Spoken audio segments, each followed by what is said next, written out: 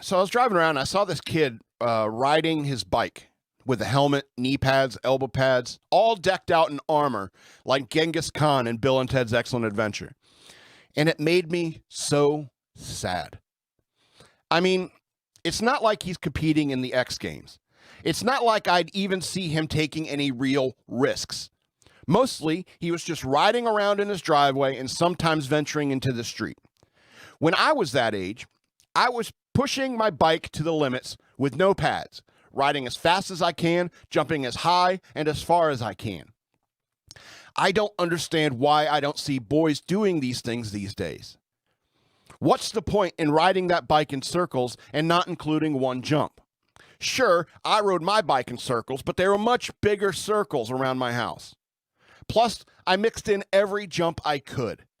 And yeah, I wiped out a bunch of times. I landed on my knees. I bumped my head on trees. I face planted and got the wind knocked out of me countless times.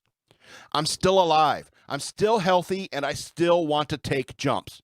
But I won't, because my car is harder to fix than a bicycle after a jump. I can't just sit on the front tire and twist the handlebars back into place or rethread the chain. Cars are somewhat more complex and expensive that way.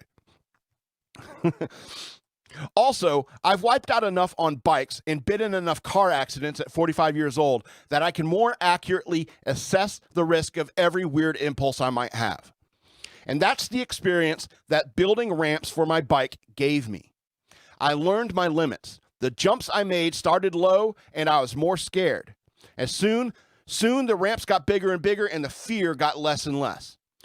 And soon enough, roller coasters didn't scare me at all, no matter what. Because I wiped out on enough bikes that when I see an over-the-shoulder harness on a coaster, I find it absurdly safe.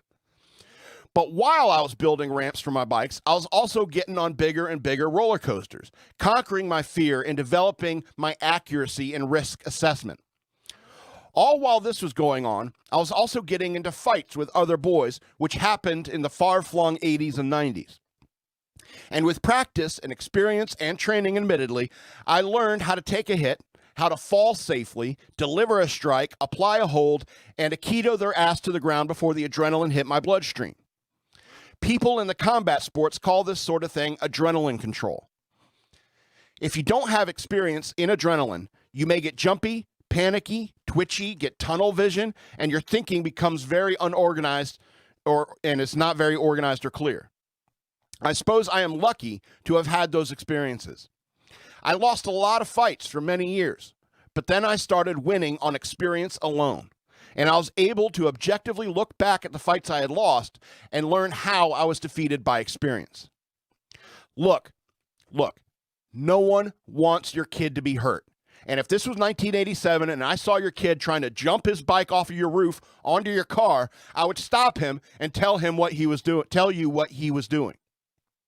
If I saw two 10-year-old boys in a fist fight in the street, I would run out there and separate them and send them home saying, "Wait till I tell your mother." No one wants your kid to get hurt. But this is life you're training them to live in. And we live in a dangerous world full of conflict, fights, roller coasters, and love. We can't wear pads and helmets forever. And there is no helmet for the human heart. And when some girl in 6th grade said to me, "Don't talk to me, nerd," my heart was broken. But around that same time, I was learning how to fall off a bike and take a hit from a bully. So when my heart got broken for real, and when my testosterone was at its peak, I had practiced in taking that kind of hit, so I didn't do something horrible like getting a gun and shooting at the things that hurt me.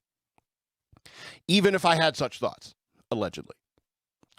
And that's why these 18 and 19-year-old boys today think that the only solution is something deathly drastic. They have been denied those falls and punches growing up as boys and have no experience in knowing how to roll with the punches. I mean that metaphorically as well as literally.